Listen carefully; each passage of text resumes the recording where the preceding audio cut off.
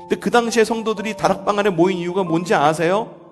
그들의 마음 가운데 두려움이 있었기 때문이에요. 야, 내가 예수 믿는다라고 그러는데, 응? 나가서 복음 전하면은 나도 예수처럼 붙잡혀갖고 십자가에 달려 죽는 거 아니야? 죽음의 두려움. 야, 복음 기도하라고 그러는데 너 예루살렘에 흩어지지 말고, 주님께서 부활 승천하시면서 흩어지지 말고 예루살렘에 모여 있어라, 내가 곧 올 것이다라고 얘기했는데 어디 모여 있어야 되지?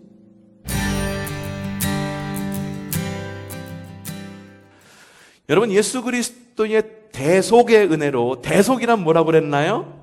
대신 갚는 것, 그것이 대속이라고 이야기했습니다. 예수 그리스도 대속의 은혜로 끊어졌던 하나님과의 관계가 완전히 회복이 됩니다. 그 회복의 은혜를 받은 우리는 하나님 나라의 삶을 바라고 하나님 나라의 그 소망을 마음에 갖고 살아가게 됩니다. 그리고 부활하신 주님은 지금 우리에게 성령님을 약속하시면서, 성령을 약속하시면서 사귐을 이어가기를 원하십니다.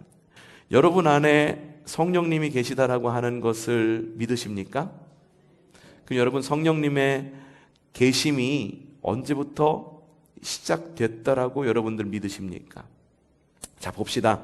사도행전 2장 38절에 이런 말씀이 있습니다. 읽어보죠. 시작. 그리고 여러분 각 사람은 그리하면,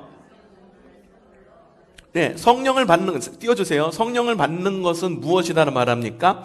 선물이다라고 이야기를 합니다. 우리가 성령을 받는 것은 내가 원해서 안 받고, 원해서 받고, 안 원해서 안 받고, 원해서 받고라는 것이 아니라 하나님께서 우리에게 주시는 무엇이다? 선물이다라고 하는 거예요. 그러니 여러분은, 여러분의 마음 가운데에는 성령님이 계십니까? 언제부터? 이렇게 적혀 있습니다. 회개하십시오. 여러분 각 사람은 예수 그리스도의 이름으로 세례를 받고 죄의 용서를 받으십시오. 그리하면 성령을 선물로 받는다라고 하는 겁니다. 우리의 마음 가운데 있는 죄성을 회개하고 예수 그리스도의 이름으로 세례를 받는 그 순간 성령님은 우리 안에 오셔서 내 마음 가운데 계시다는 것이에요. 그러니 여러분의 마음 가운데 성령님이 계십니까? 그럼 여러분 성령님과 함께 동행하는 믿음의 삶을 살고 계십니까? 네, 그렇죠. 맞습니다. 우리가 인정을 하던, 우리가 성령님의 음성을 듣던 못 듣던, 성령님은 어쨌든 내 안에 들어와 계셔서 자꾸만 내 안에서 뭐라고 이야기를 하신다라고 하는 거예요. 그렇기 때문에 우리가 내 안에 계신 성령님이 누구인지를 아는 것은 굉장히 중요합니다. 왜냐하면 성도의 삶은 성령님을 통해 지혜를 얻고 성령님을 통해 새 힘을 얻기 때문이에요. 오늘도 성령님께서 말씀하십니다. 내 안에 거하라. 힘드니? 힘내야지. 야, 내가 네 안에 있는데 왜 걱정하니? 걱정하지 마. 이렇게 주님께서는 우리에게 말씀하십니다. 그러니 여러분에게 다시 한번 물을게요. 여러분 성령님의 음성을 들으십니까? 아멘이라고 답하는 것이 옳습니다.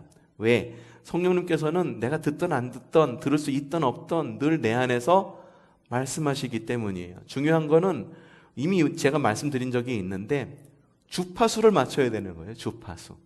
성령님께서 말씀하시는 방송국의 주파수를 내가 맞춰야지 내가 들을 수 있는 거지, 내가 주파수를 여기에 맞추고 있는데 방송국에서 방송을 갖다가 내 주파수에 맞춰갖고 방송할 수 있는 건 아니잖아요.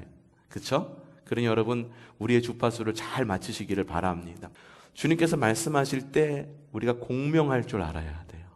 같은 주파수를 맞춰서 크게 증폭할 수 있는 능력이 우리한테 있어야 되는 거예요. 그래야지 소리가 크게 들리는 겁니다. 아셨죠? 주님의 음성에 공명하는 여러분들 되시기를 바랍니다. 자, 그러면 성령님은 누구신가? 첫째 누구신가? 읽어봅시다. 시작. 예, 요한복음 14장 26절 말씀입니다. 시작. 그러나 보혜사 곧 아버지께서 내 이름으로 보내실 성령께서 너희에게 모든 것을 가르쳐 주실 것이요 또 내가 너희에게 말한 모든 것을 생각나게 하실 것이다 라고 말합니다. 보혜사라고 하는 말이 있습니다. 헬라어로 파라클레토스라고 하는 말을 쓰는데 파라라고 하는 것은 곁에서라고 하는 뜻을 가지고 있어요. 클레토스라고 하는 건 돕는 자라는 뜻을 가지고 있습니다. 그러니까 곁에서 돕는 자라는 의미를 갖고 있죠. 성령님은 어떤 분이시다? 곁에서 도우시는 분이시 바로 성령님이시다라고 하는 거예요. 한문으로도 보혜사 뭐라고 적혀 있냐면 지킬, 도울, 보, 은혜해, 스승, 사자를 씁니다. 그러니까는 헬라어나 한문이나 다 어떤 뜻을 갖고 있습니까? 우리를 지키시고 책임지시는 선생님이라는 뜻을 갖고 있다라고 하는 거예요. 요한도 오늘 말씀에서 그렇게 이야기를 하고 있잖아요. 성령께서 너희에게 모든 것을 어떻게 가르쳐 주실 것이고 또 내가 너희에게 말한 모든 것을 어떻게 생각나게 해주시는 분이 바로 성령님이시다라고 하는 거예요. 성령님은 우리를 도와주시는 분이십니다. 주님의 도움이 필요하세요? 성령님을 바라보십시오. 내 안에 계신 성령님께 구하십시오. 하나님 나에게 이런 도움이 필요합니다. 하나님 나에게 이런 인도함이 필요합니다. 성령님 나에게 말씀하여 주시옵소서. 내가 순종하겠습니다 라고 말할 때 성령님께서는 내 안에서 말씀하세요. 사랑하는 아무개야 네가 이러이러한 어려움이 있느냐? 그러면 내가 이런 지혜를 주겠다. 이 길로 따라가렴 이라고 이렇게 말씀을 하십니다. 성령님은 어떤 분이시다? 도와주시는 분이시다. 둘째, 시작. 우리 안에 계신 분이십니다. 요한복음 14장 17절 말씀 시작. 그는 진리의 영이시나 세상은 그를 보지도 못하고 알지도 못하므로 그를 맞아들일 수 없다. 그러나 나는 안다. 그것은 그가 너희와 함께 계시고 너희 안에 계실 것이기 때문이다. 성령님은 무슨 영이다? 진리의 영이시다. 그렇기 때문에 세상은 그를 보지도 못하고 알지도 못하도록 그를 맞아들일 수 있다 없다? 없습니다. 하지만 너희는 안다. 왜? 우리는 세상에 속한 사람이 아니라 하나님께 속한 사람이고 예수 그리스도의 은혜로 말미암아 하나님과의 사귐이 회복된 자이기 때문에 그것은 성령님께서 어떻게 하시는 것, 우리와 함께 계시는 것을 알고 또 성령님께서 우리 안에 계시는 것을 알고 있기 때문에 성령님은 영이십니다. 영이십니다. 그렇기 때문에 눈에 보입니까? 안 보입니다. 그렇기 때문에 믿음이 없이는요 받지도 못하고 볼 수도 없습니다. 하지만 영이시기 때문에 하나님의 진리의 영이시기 때문에 그리스도인과 함께 하십니다. 우리 안에 계십니다. 우리 마음이 더럽건 안 더럽건 상관이 없어요. 수치심으로 가득하건 분노로 가득하건 낮은 자존심이건 분노로 슬픔이 있건 미움이 있건 상관이 없습니다. 주님께서는 늘 내 안에 오십니다. 내 안에 계십니다. 그리고 늘 내 안에서 말씀하세요. 야, 네 집 좀 청소해야겠다. 왜 집이라고 표현이 되느냐? 로버트 멍어라고 하는 사람이 지은 내 마음은 그리스도의 집이라고 하는 책이 있습니다. 내 마음은 누구의 집이다? 그리스도의 집이다. 예수님의 집이다라고 하는 책인데 그 책에서 내 마음을 집으로 비유하고 있기 때문이에요. 집이요 더러울 수 있어요. 그렇죠? 바퀴벌레 나올 수도 있어요. 머리카락 엄청 많을 수도 있고요. 아유 쓰레기 안 버려갖고 막 더러울 수도 있어요. 하지만 그 집은 누군가가 소유하고 누군가가 살고 있는 집입니다. 그렇죠? 근데 누군가가 와서 얘기하는 거예요. 야, 집 청소 좀 해야겠다. 야, 이래 갖고서는 나는 여기서 너하고 야, 어떻게 여기서 나 니네 집에서 하룻밤 자고 가야 되는데 야, 이렇게 더러워서 어떻게 하겠니? 라고 말하면서 집주인한테 얘기하는 거예요. 우리 여기 같이 좀 청소 좀 하자. 라고 말하면서 청소를 갖다가 열심히 하는 거예요. 집주인하고 같이 열심히 하는 거예요. 집이 깨끗해지는 거죠. 성령님도 마찬가지입니다. 우리 마음이 그리스도의 집이에요.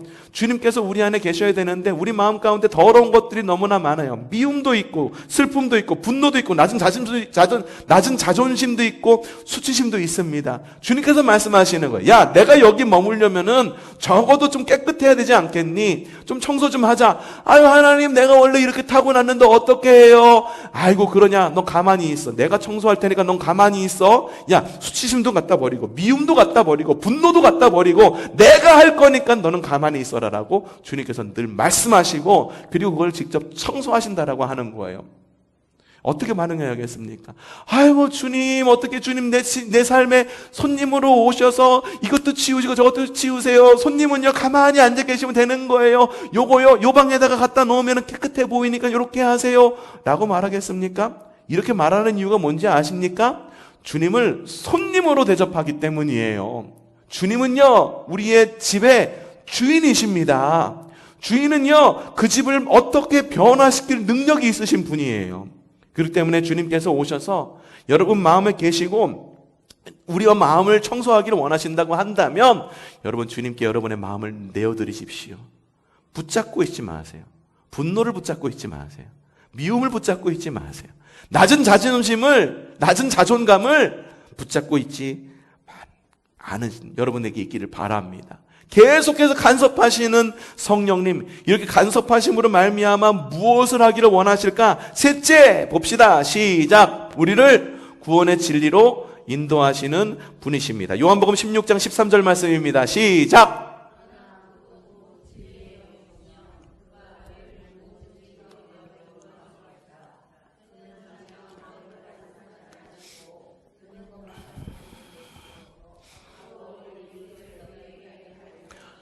예, 우리 가운데 오셔서 우리에게 간섭하시는 이유는 뭐냐 하면은 진리와 구원의 길로 우리를 인도하시고 싶기 때문에 간섭하시는 거예요.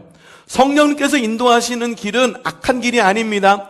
성령님께서 인도하시는 길은 언제나 우리를 발전시키시고 성숙시키시고 성장시키게 하는 그런 선한 길로 인도하십니다. 아멘? 인도하신다는 말이 무슨 말입니까? 뒤에서 야 저기가 길이니까 저리로 가라고 말한다는 걸까? 아니에요. 성령님께서는요 우리에게 오셔서 우리보다 앞서 가시면서 이야기하는, 그게 목자가 양을 인도하는 방법이에요. 양이 시편 23편에 보면은 내가 사망의 음침한 골짜기로 다닐지라도 두려워하지 않는데요, 두려워하지 않을 수가 어떻게 있겠습니까? 그 이유가 뭔지 아세요? 목자가 먼저 가서 우리를 이끄시기 때문이에요. 우리가 보통 주님께 기도할 때 이렇게 기도해요. 하나님 나를 지켜주세요 라고 보통 많이 기도합니다. 근데 여러분의 기도의 제목이 좀 바뀌었으면 좋겠어요. 하나님 나를 지켜주세요가 아니라 하나님 나를 어떻게 이끌어주세요 라고 기도의 제목이 그렇게 바뀌는 우리 초성교회가 되기를 바랍니다. 이끄는 것과 지키는 것은 달라요. 내가 어느 길로 가든지, 내가 망나니처럼 막 살아가든지 막 그렇게 살아가든지 주님께서는 어떻게든지 방패가 되어주세요. 내가 삶을 잘못 살고 있어도 주님은 나를 지켜주시는 분이시잖아요. 왜 안 지켜주세요? 이런 기도가 아니라 하나님 내가 잘못된 길로 가지 않도록 주님께서 선하고 바른 길로 나를 인도해 주세요 라고 그렇게 기도하라는 겁니다. 그런 기도가 여러분에게 있기를 바랍니다. 주님께서 인도하시는 길, 성령님께서 인도하시는 길은 진리의 길입니다. 선한 길입니다. 언제나 옳은 길입니다. 이게 좋은 길, 선한 길이라고 하는 것, 좋다, 선하다, 이 말을 우리말로 뭘로 번역되는지 아세요? 이게 이제 우리에게 복이 필요합니다. 우리는 복이 필요합니다를 들으신 분들은 아세요. 성경에 좋은, 선한, 하나님을 찬양하는 이런 단어가 히브리어로 혹은 헬라어로 이 단어가 우리말로 뭐로 번역이 되냐 하면은 따라합시다. 복. 그러니 복이 뭡니까? 하나님 보시기에 선한 길, 하나님 보시기에 옳은 길, 그게 복된 길이에요. 여러분 복되십니까? 여러분이 정한 복을 갖고 그게 내가에게 복이니까는 이 길로 인도해 주세요. 어느 길로 가든지 내가 하나님 보호해 주세요. 이렇게 기도합니까? 주님 나에게 선한 길로 인도해 주세요. 나를 선한 길로 인도해 주세요. 주님께서 인도하시는 선한 길이 비록 사망의 음침한 골짜기라 할지라도 그곳이 나에게 복된 길인 줄로 압니다 라고 그렇게 기도하십니까? 성령님께서 인도하시는 선하고 복된 길로 인도함 받는, 진리로 인도함 받는 지혜가 있기를 바랍니다. 여러분 가운데 말씀하시고 인도하시는 성령님의 음성에 귀를 기울이시기를 바랍니다. 네 번째, 시작! 간구해 주시는 분이십니다. 로마서 8장 26절 시작! 우리는 어떻게 기도해야 할지도 알지 못하지만 성령님께서 친히 이루다 말할 수 없는 탄식으로 우리를 대신하여 간구하여 주십니다. 여러분 기도하려고 그러는데 기도조차도 안 나올 때가 있어요. 그렇죠? 그럼 어떻게 하십니까? 기도를 포기하십니까? 기도해야 되는 거 알아. 내가 기도해야 될 때야. 그리고 모든 상황이 내가 영적으로 반응하기를 주님께서 원하셔. 근데 나는 너무 게을러. 기도하고자 하는 마음도 없어. 그리고 기도해야 될 필요성도 못 느껴. 그럼 여러분 어떻게 하십니까? 마음이 너무 힘들어. 그래서 그냥 죽고만 싶어. 그냥 막 너무너무 힘들어가지고 아무것도 하기 싫고 그냥 누워서 잠만 자고 싶어. 그럴 때 뭐 하십니까? 기도하십니까? 여러분 그럴 때에도 주님께 나오셔야 되는 거예요. 기도하러 나와가지고 할 수 있는 게 아무것도 없어. 속이 너무 상해. 하고 싶은 말도 없어. 그럴 때 그냥 그렇게 얘기하는 거예요. 나오셔서 그냥 그것만 하다 가는 거예요. 주여, 주여, 주여, 주여. 여러분이 한 기도는, 우리가 한 기도는 주여밖에 없어. 하지만 내 안에 계신 성령께서 어떻게 하신다? 우리의 약함을 도와주십니다. 우리는 어떻게 기도해야 할지 모르지만 성령께서 친히 이루 다 말할 수 없는 탄식으로 우리를 대신하여 간구해 주십니다. 내가 한 일은 주여밖에 없지만 주님께서는 다 알고 이미 일하고 계신다라고 하는 거예요. 어떨 때? 우리가 기도할 때. 우리 안에 계신 성령님께 귀를 기울이기로 결단할 때. 어떻게? 이루 다 말할 수 없는 탄식으로 우리보다 더 깊은 한숨을 쉬면서 우리를 위해 기도하신다라고 하는 거예요. 다섯째, 성령님은 어떤 분이신가? 시작!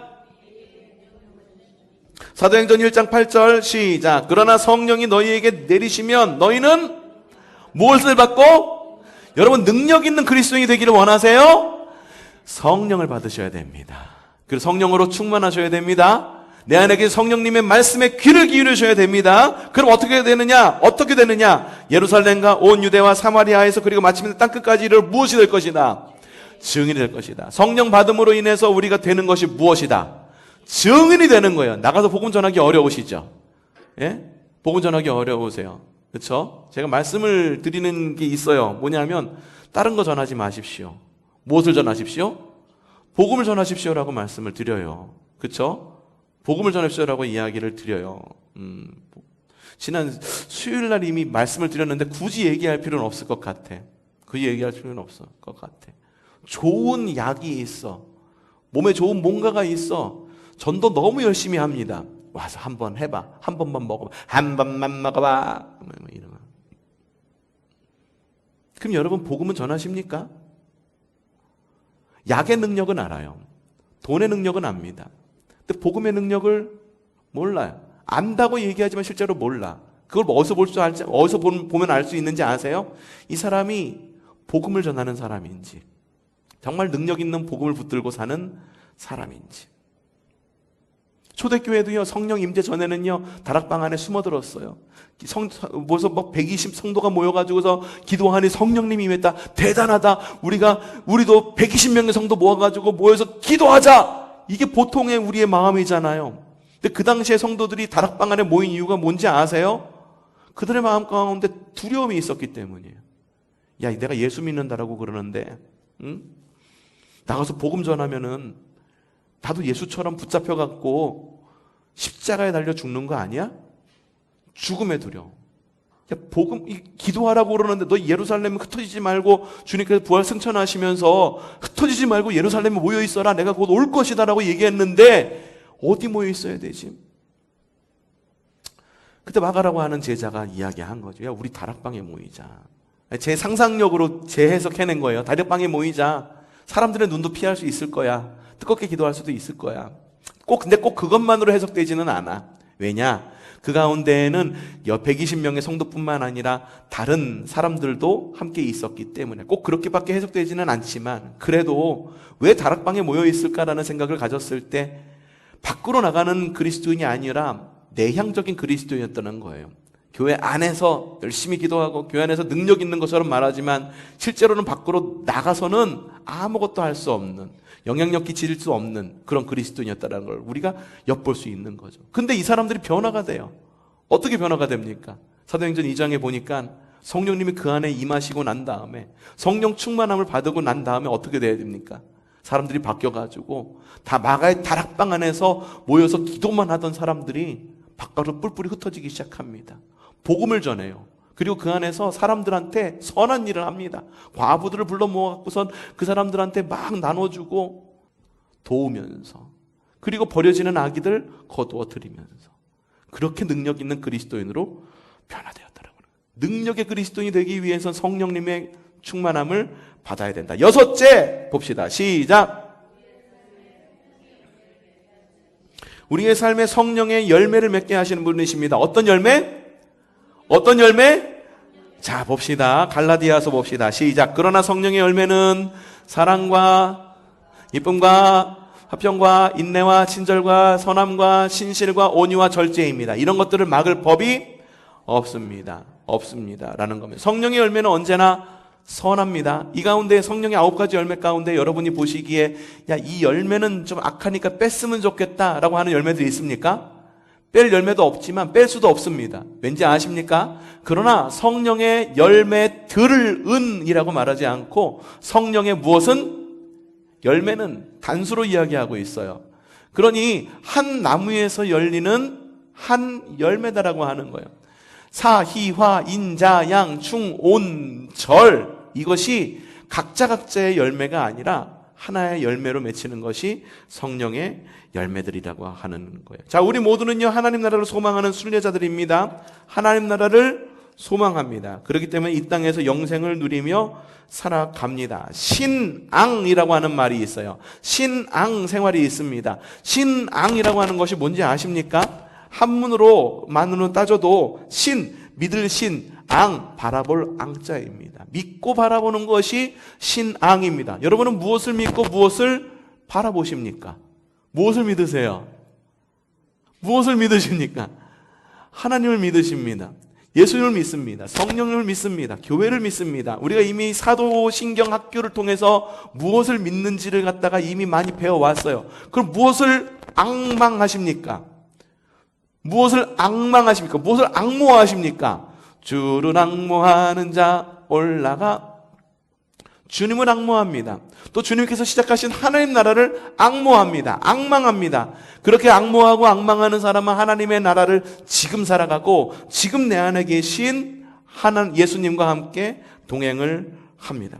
우리가 신앙생활 사귐의 길을 걷는 동안은요 성령님이 우리와 늘 함께 가십니다. 그러므로 말미암아 우리의 삶에 놀라운 변화들이 일어나는데 어떤 변화들이 일어나느냐? 자, 로마서 8장 13절부터 14절 말씀 한번 볼게요. 로마서 8장 13절에서 14절 시작. 그러나 여러분이 성령으로 몸의 행실을 죽으면 살 것입니다. 하나님의 영으로 인도함을 받는 사람은 누구나 다 하나님의 자녀입니다. 하나님의 자녀는 어떤 사람이다? 하나님의 영으로 인도함을 받는 사람은 누구나 다 하나님의 자녀이다. 여러분 하나님의 자녀이십니까? 예, 하나님의 영으로 성령님의 인도함을 받는 믿음의 삶을 살아내시기를 바랍니다. 두 번째 특권이 있습니다. 시작. 하나님과의 관계가 자라납니다. 에베소서 말씀이죠. 그리스도 안에서 여러분도 함께 세워져 하나님의 성령으로 거하실 처소가 됩니다. 봅시다. 그리스도 안에서 여러분도 함께 세워져서 하나님의 성령으로 거하실 처소가 됩니다. 하나님과의 관계를 잘하죠. 성숙해가죠. 근데 여러분 아실 것이 있어요. 성숙이라고 하는 것은 어느 날 짠 하고 변화되는 것이 성숙이 아니에요.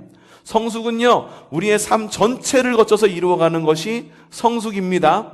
예, 우리가 기도의 집 가운데서 기도의 집을 새벽마다 모여서 함께 기도하죠. 거기서 들은 말씀이 있어요. 이스라엘 백성이 아람 군대에 이렇게 포위를 당합니다. 아람 군대에게 포위를 당해요. 그런 이야기가 있었어요. 기도의 집에 나오셨던 분들은 기억하고 계시죠? 아람 군대에게 포위가 돼요. 그래가지고 나갈 길도 없어요.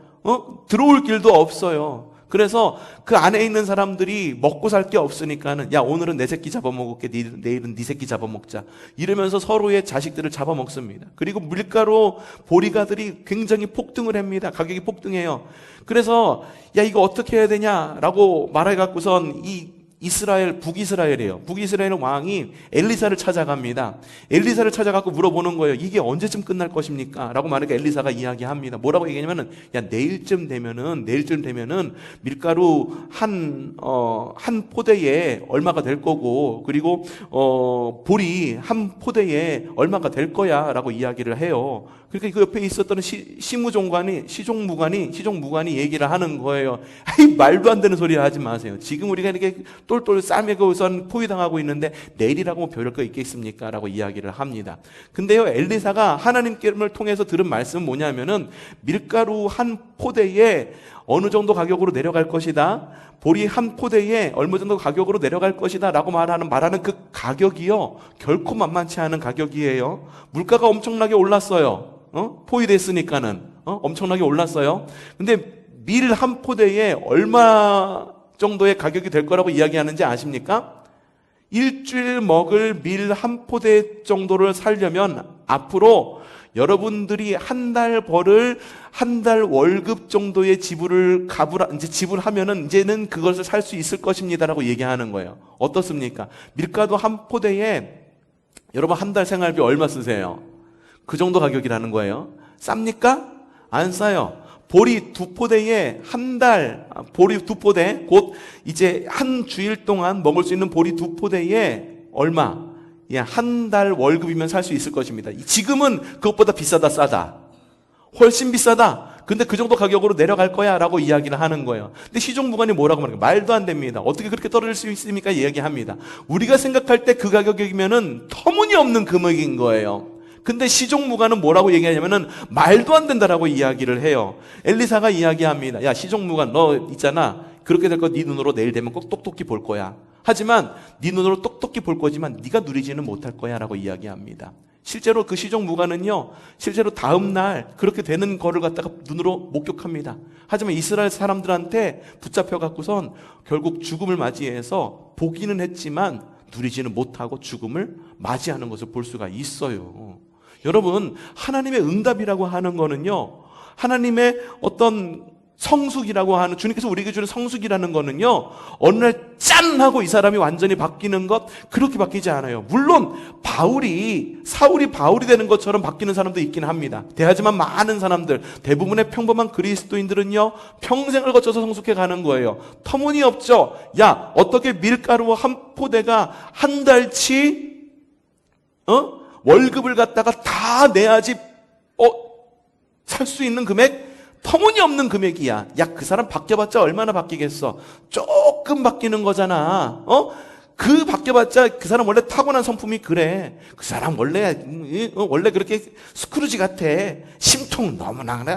얼굴 봐봐, 심통이 이렇게 붙어 있잖아 라고 말하지만, 사람의 변화, 사람의 성숙은요, 터무니없는 변화라고 여겨지는, 우리가 볼 때 터무니없는 변화, 우리가 볼 때는 티도 안 나는 변화라고 여길지 모르지만, 하나님께서는 그렇게 응답해 가시고 하나님께서는 그렇게 성숙의 길로 우리를 이끄신다라고 하는 거예요. 10분의 1 변화, 10분의 1의 응답. 여러분, 그것도 하나님께서 응답하시는 거라는 거예요. 사람들은 보고 이야기합니다. 터무니없습니다. 하나님 터무니없습니다. 이렇게 변화되는 것 같고서 무슨 소용이 있겠습니까? 이만큼 응답받는 것 같고 내 삶 변화 없어요. 내가 삶이 변하려면요, 이 정도는 응답받아야지, 이 정도는 성숙돼야지 세상이 변하고 내 삶이 변하는 거지. 어림없습니다. 그렇게 말할지라도 성숙은요, 아주 조그만 변화로부터 시작이 되는 거다. 하지만 아주 조금의 변화, 성령님께서 우리와 함께 하심으로 주님과의 관계가 온전히 자라나는 것, 그것이 오늘 아주 조금 10분의 1, 100분의 1의 변화라고 할지라도 그 변화가 너무나도 작아서 그 변화를 무시한다면 나중에 완벽하게 이루실 하나님의 변화의 능력을 체험할 수는 없는 거예요. 우리가 완벽하게 변화되고 하나님께서 완벽하게 이루실 변화의 능력을 체험하려면 어떻게 되느냐? 오늘 주님께서 나를 100분의 1만큼 변하시는 것만큼 감사할 줄 알고 10분의 1만큼 채워주심에 하나님께 영광을 돌릴 줄 알고, 그랬을 때 하나님, 나에게 오늘 나의 기도 제목에 10분의 1을 응답하심을 감사합니다. 하나님, 나의 성숙에 100분의 1을 성숙해 해주심을 감사합니다라고 감사하고 자족할 수 있을 때 하나님의 온전하게 이루심을 우리는 언젠가는 맛볼 수 있는 거라는 거예요. 여러분, 그렇게 성숙해 가기를 바랍니다. 오늘 여러분 10분의 1만 성숙하시면 돼요. 하지만 10분의 1 오늘의 몫을 내일로 미루면 내일은 10분의 2만큼 성숙해야 된다라고 하는 부담감이 우리에게 있잖아요. 그러니 오늘 이끄시는 대로 주님의 일을 잘 따라가시기를 바랍니다. 셋째, 데살로니가전서 1장 6절 시작. 많은 환난을 당하여도 성령께서 주시는 기쁨으로 말씀을 받아들여 우리와 주님을 본받는 사람이 되었습니다. 많은 환난을 당하면서도 무엇이 되었다? 성령으로 성령께서 주시는 기쁨으로. 누가 주시는 기쁨? 성령께서 주시는 기쁨으로 말미암아 무엇을 받아들여서? 말씀을 받아들여서 무엇이 된다? 주님을 본받는 사람이 되었습니다. 여러분, 주님을 본받는 사람이 되는 것, 그게 영성입니다. 영성이 깊은 사람입니다. 영성이 깊은 사람입니다. 영성이 깊은 사람은 기도를 잘하는 사람이 아닙니다. 영성이 깊은 사람은 예배를 잘 드리는 사람이 아니에요. 영성이 깊은 사람은 교회에서 사역을 너무 열심히 정말로 교회를 위해서 자신의 모든 재정과 열심을 다해서 하는 사람이 영성이 깊은 사람이 아니에요. 그건 언젠가 무너지게 되어 있어요. 언젠가 밑바닥 드러내게 되어 있어요. 영성이 깊은 사람은 누구를 본받는 사람이다? 예수님을 본받는 사람. 예수님을 본받는 사람은 무엇으로 이루어진다? 성령께서 주시는 기쁨으로 이루어지는 거다. 자, 그리고 또 성령님은 우리로 하여금 무엇을 누리게 하느냐? 네 번째, 시작. 은사를 주십니다. 고린도전서 12장 4절부터 7절 시작. 은사는 여러 가지지만 그것을 주시는 분은 성령이십니다. 섬기는 일은 여러 가지지만 섬김을 받는 분은 같은 주님이십니다. 일과 성과는 여러 가지지만 모든 사람에게 모든 일을 하시는 분은 하나님 같은 분은 같은 하나님이십니다. 각 사람에게 성령을 나타내 주시는 것은 공동의 이익을 위한 것입니다. 여러분, 요거 기억하셔야 돼요. 일과 성과는 여러 가지지만 모든 사람에게 모든 일을 하시는 분은 같은 하나님이십니다. 여러분, 일과 성과가 목표가 되어서는 안 돼요. 어떤 교회에 무슨 일이 있다, 그걸 갖다가 해내는 것, 그거로 만족하면 안 되는 거예요. 그건 언젠간 바닥나게 되어 있습니다. 그리고 앞서도 이야기했지만 밑바닥이 언젠간 드러납니다. 밑바닥이 드러났을 때는 어떻게 되냐면 내 수치가 드러나는 거예요. 예. 열심으로 무엇을 하는 것, 무엇이 중요하느냐? 주님께서 주신 그 은사, 내가 할 수 있는 재능, 은사를 갖고 지금 내가 할 수 있는 것만큼 하나님께 헌신하고 교회를 위해 헌신하는 것, 그것이 우리로 하여금 주님께서 주시는, 성령께서 주시는 특권을 누리게 하는 믿음의 삶을 이어가게 하시는 거다라고 하는 거예요. 이것은 무엇을 위한 거다? 각 사람에게 성령을 나타내 주시는, 성령을 나타내 주시는 것은 무엇을 위한 거다?